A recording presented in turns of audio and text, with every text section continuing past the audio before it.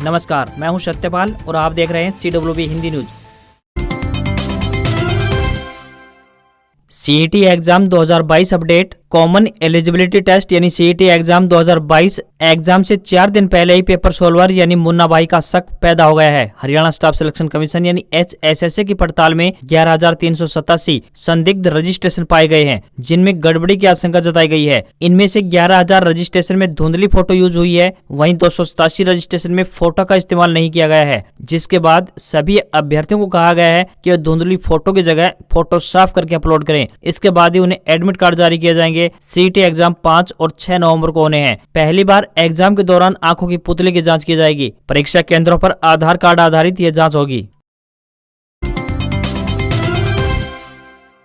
आदमपुर उपचुनाव में हरियाणा कांग्रेस को बड़ा झटका। राष्ट्रीय प्रवक्ता संजय छोकर बीजेपी में हुए शामिल। सीएम मनोहर लाल खट्टर ने दिलाई सदस्यता। भूपेंद्र हुड्डा से थे नाराज। आदमपुर उपचुनाव से पहले हरियाणा कांग्रेस को एक बड़ा झटका लगा है। कांग्रेस के राष्ट्रीय प्रवक्ता संजय छोकर बीजेपी में शामिल हो गए हैं। सीएम मनोहर लाल खट्टर ने आदमपुर में रैली में उन्हें पार्टी की सदस्यता दिलाई। छोकर पूर्व सीएम भूपेंद्र सिंह हुड्डा की अनदेखी से नाराज चल रहे थे। पार्टी की सदस्यता लेने के बाद उन्होंने कहा कि आदमपुर में बीजेपी प्रत्याशी की जीत पक्की है। यह जीत हरियाणा के लिए हितकारी सिद्ध होगी। संजय छोकर हरियाणा की युवा राजनीति के बड़ा चेहरा है। इससे पहले वह हरियाणा यूथ कांग्रेस के अध्यक्ष भी रह चुके हैं। पार्टी के सूत्रों के अनुसार पिछले कुछ दिनों से पार्टी में उनकी अनदेखी की जा रही थी, जिसके कारण उन्होंने कांग्रेस छोड़ने का मन बनाया और बीजेपी में शामिल हो गए। बीजेपी उन्हें हरियाणा में बड़ी जिम्मेदारी दे सकती है। कांग्रेस के राष्ट्रीय प्रवक्ता संजय छोकर राहुल गांधी के करीबी बताए जा रहे हैं। प्रदूषण के साथ बड़ी परेशानियां। 400 के निकट पहुंचा AQI। दिल्ली से सटे बहादुरगढ़ में वायु गुणवत्ता सूचकांक लगातार बिगड़ता जा रहा है। रविवार को 372 और सोमवार को 374 रहा AQI। मंगलवार अल सुबह 392 तक पहुंच गया। हालांकि ग्रेडेड रिस्पांस एक्शन प्लान यानी ग्रेप के तीसरे चरण की पाबंदियां लागू हो चुकी हैं। इसके बावजूद प्रदूषण में गिरावट नहीं आ रही है। प्रदूषण बढ़ने के साथ अस्थमा, COPD और सांस संबंधी मरीजों के साथ ही हृदय रोगियों की समस्या भी बढ़ने लगी है। चिकित्सकों ने सुझाव दिया है कि इस समय सांस के रोगी और बच्चे अपना विशेष ख्याल रखें। घर से निकलते समय मास्क जरूर पहनें। बता दें कि दीपावली के दौरान संतुलित रही वायु गुणवत्ता ठंड में इजाफे के साथ ही खतरनाक स्थिति में पहुंच गई है। पिछले 4 दिन से बहादुरगढ़ का AQI खराब श्रेणी में यानी 350 के पार बना हुआ है। अब 2 दिन नहीं होगी धान की खरीद। उठान न होने से किसान व आढ़ती परेशान। धान की भारी आवक की वजह से मंडी में बनी जाम की स्थिति से निपटने के लिए आढ़ती एसोसिएशन की ओर से बुधवार व वीरवार को मंडी बंद रखने का निर्णय लिया गया है। इन 2 दिनों में धान की लिफ्टिंग की जाएगी ताकि जाम से निजात पाई जा सके। इसके साथ ही एसोसिएशन की ओर से किसानों के खाली ट्रैक्टर ट्रॉलियों की पार्किंग के लिए भी वैकल्पिक व्यवस्था की जा रही है। एसोसिएशन के इन निर्णयों से कुछ राहत की उम्मीद जताई जा रही है। दरअसल मंडी में इन दिनों धान की भारी आवक जारी है। आवक के मुकाबले लिफ्टिंग नहीं हो पा रही है। इसके साथ ही अव्यवस्था जाम की वजह बन रही है। कुछ लोगों द्वारा आने जाने के रास्ते में ही धान की ढेरियां लगा दी गई हैं। अब 2 व 3 नवंबर यानी आज व कल 2 दिन धान की खरीद न किए जाने का निर्णय लिया गया है।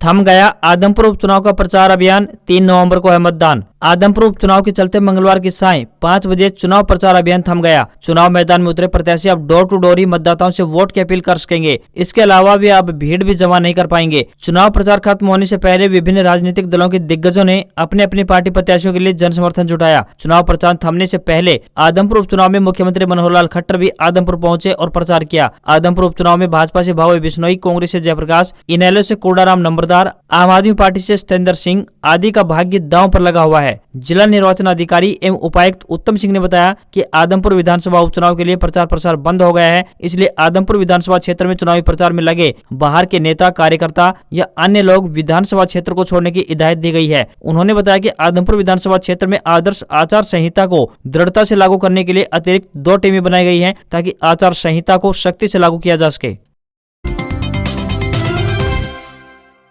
चंद्र ग्रहण पर बंद रहेगा खाटू श्याम मंदिर। 9 नवंबर को होगा तिलक और श्रृंगार। शाम 5 बजे बाद होंगे दर्शन। चंद्र ग्रहण के चलते 8 नवंबर को सीकर का खाटू श्याम मंदिर पूरे दिन भक्तों के लिए बंद रहेगा। 9 नवंबर को खाटू श्याम का तिलक और श्रृंगार किया जाएगा। ऐसे में इस दिन भी शाम 5 बजे ही भक्त मंदिर में दर्शन कर पाएंगे। मंदिर कमेटी ने इसके लिए आदेश जारी कर दिए हैं। खाटू श्याम मंदिर कमेटी के कोषाध्यक्ष कालू सिंह ने बताया कि 8 नवंबर को चंद्र ग्रहण होने के कारण मंदिर के पट पूरे दिन बंद रहेंगे। अगले दिन 9 नवंबर को खाटू श्याम का तिलक होने के चलते मंदिर शाम 5 बजे ही भक्तों के दर्शनों के लिए खोला जाएगा। ऐसे में भक्त शाम 5 बजे के बाद ही दर्शन करने के लिए आए।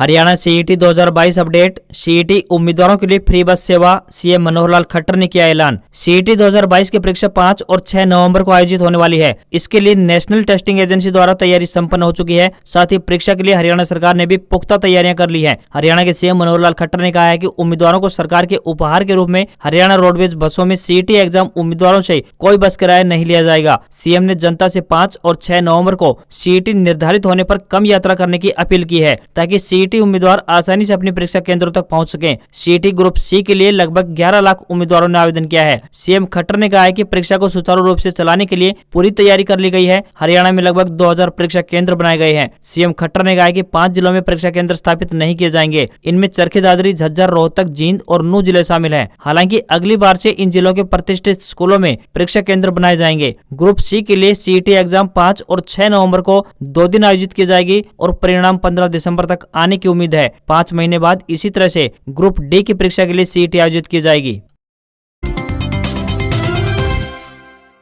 सीएम खट्टर ने भरी हुंकार, बोले आदमपुर की जनता के साथ कई बार हुआ धोखा, अब हिसाब चुकता करने का आ गया है समय। आदमपुर हलके में उपचुनाव के लिए चुनाव प्रचार के आखिरी दिन भाजपा ने पूरी ताकत झोंक दी। बीजेपी के तमाम दिग्गज नेता चुनाव प्रचार के लिए पहुंचे और भव्य बिश्नोई के पक्ष में वोट की अपील की। हरियाणा के मुख्यमंत्री मनोहर लाल खट्टर भी मंडी आदमपुर में विशाल जनसभा को संबोधित किया। पूर्व विधायक जसमा देवी को नमन कर मुख्यमंत्री ने अपने भाषण की शुरुआत की। उन्होंने अपने संबोधन में कहा कि ये एक चुनाव नहीं बल्कि विशेष अवसर है। यह उपचुनाव उन लोगों के लिए है जो 26 साल से वनवास में बैठे हैं। आदमपुर की जनता के साथ कई बार धोखा हुआ है। जिन्होंने षड्यंत्र रचा वह आज वोट मांगने आ रहे हैं। कांग्रेस ने चौधरी भजनलाल को भी धोखा दिया, इसलिए चुनाव में आखिरी चोट का वक्त आ गया है। यह मौका हिसाब किताब चुकता करने का है। मुख्यमंत्री ने कहा कि यहाँ 2 साल तक विकास के लिए मेरी जिम्मेदारी है। भव्य का हाथ पकड़ो, फिर आगे की मेरी जिम्मेदारी है। कांग्रेस पार्टी पर हमला बोलते हुए मुख्यमंत्री मनोहर लाल खट्टर ने कहा कि कांग्रेस एक डूबता जहाज है, उसे डुबोने में एक सहारा लगा दो। भारत अब लगभग कांग्रेस मुक्त हो चुका है। कांग्रेस 2 राज्यों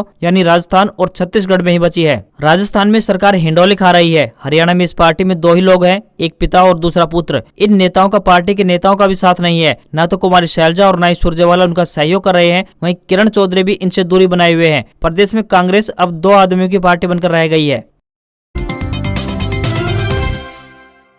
56 वर्ष का हुआ हरियाणा, शिक्षा से लेकर खेलों तक छुए नए आयाम। आज अपना प्रदेश हरियाणा पूरे 56 वर्ष का हो गया है। पूर्वी पंजाब से अलग होकर 1 नवंबर 1966 को हरियाणा का गठन किया गया था। तब से लेकर आज तक हरियाणा में काफी बदलाव आए हैं। कभी हरियाणा की पहचान रेतीले और कीकर के जंगलों तक ही सीमित थी। जब हरियाणा का गठन हुआ था उस समय केवल 7 जिले ही बनाए गए थे, जिनकी संख्या आज 22 है। कांग्रेस के भगवत दयाल शर्मा हरियाणा के पहले मुख्यमंत्री, तो वहीं धर्मवीर सिंह पहले राज्यपाल बने थे। वर्तमान में मनोहर लाल खट्टर 18वें मुख्यमंत्री हैं, तो वहीं बंडारू दत्तात्रेय 18वें राज्यपाल हैं। सीएम मनोहर लाल खट्टर ने हरियाणा दिवस पर प्रदेशवासियों को हार्दिक बधाई दी है। उन्होंने कहा है कि 56 वर्ष की अवधि में हरियाणा ने सभी क्षेत्रों में अभूतपूर्व प्रगति की है। हर क्षेत्र में हरियाणा ने विश्व में एक अमिट छाप छोड़ी है। आगे भी प्रदेश बुलंदियों को छुए। वहीं राज्यपाल बंडारू दत्तात्रेय ने भी बधाई देते हुए कहा कि अपने हरियाणा के बारे में विचारों को साझा करने के लिए मेरे लिए 1 नवंबर से बेहतर कोई दिन नहीं हो सकता। आज हरियाणा दिवस है और सांस्कृतिक रूप से इतने समृद्ध और विविधता वाले इस प्रगतिशील राज्य के लोगों को मैं हार्दिक बधाई और शुभकामनाएं देता हूं।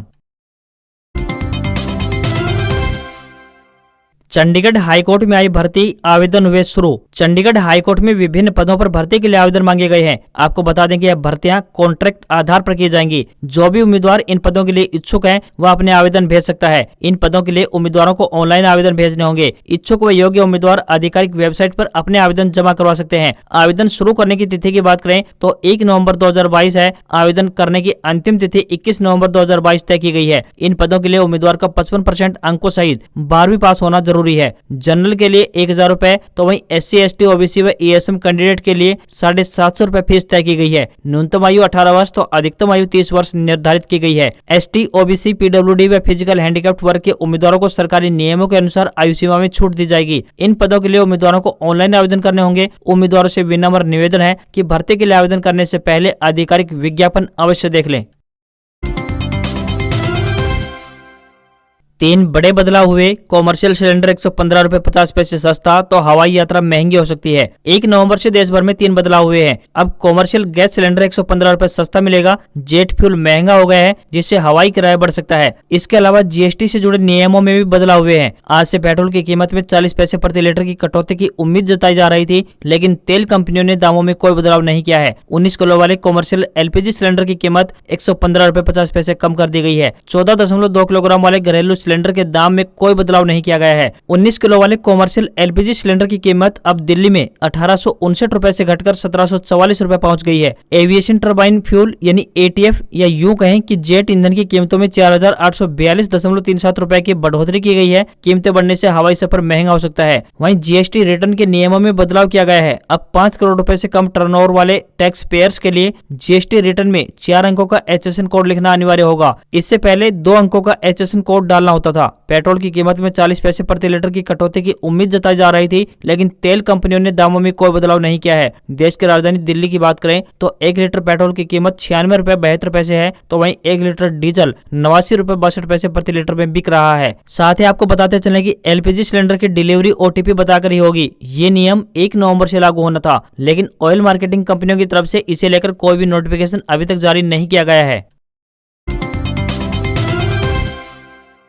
Haryana CET exam update. आज जारी होंगे एडमिट कार्ड, इतने साल तक वैलिड होगा सर्टिफिकेट। हरियाणा में ग्रुप सी और ग्रुप डी की भर्ती के लिए होने वाले कॉमन एलिजिबिलिटी टेस्ट यानी हरियाणा सीईटी एग्जाम की तैयारियां पूरी हो चुकी हैं और Haryana staff selection commission board के चेयरमैन भोपाल सिंह खत्री ने स्पष्ट कर दिया है कि सीईटी परीक्षा अपने निर्धारित समय पर होने जा रही है। उन्होंने अभ्यर्थियों से सोशल मीडिया पर चल रही अफवाहों से दूर रहने को कहा है और बताया कि 5 और 6 नवंबर को होने वाली सीईटी परीक्षा के लिए परीक्षा केंद्र निर्धारित करने के साथ ही तमाम तरह की तैयारियां पूरी कर ली गई है। उन्होंने कहा कि प्रदेश के 5 जिलों यानी झज्जर, रोहतक, जींद, चरखी दादरी और नूंह को छोड़कर बाकी सभी जिलों में परीक्षा केंद्र स्थापित किए गए हैं। इन जिलों में नकल के मामले ज्यादा होने की वजह से परीक्षा सेंटर नहीं बनाए गए हैं। उन्होंने बताया कि परीक्षा आयोजन के 1 से 1.5 महीने के बाद रिजल्ट घोषित कर दिया जाएगा। 5 व 6 नवंबर को होने वाली सीईटी परीक्षा को 2 शिफ्टों में आयोजित किया जाएगा। वहीं 7 नवंबर को रिजर्व डे रखा गया है ताकि कहीं दोबारा परीक्षा करवाने की नौबत आई तो इस दिन परीक्षा हो सके। सीईटी परीक्षा के लिए 2 नवंबर यानी आज एडमिट कार्ड जारी कर दिए जाएंगे। उन्होंने बताया कि यह परीक्षा ग्रुप सी की भर्ती के लिए होने जा रही है और ग्रुप डी के लिए अलग से परीक्षा होगी। इसका सर्टिफिकेट 3 साल के लिए मान्य होगा,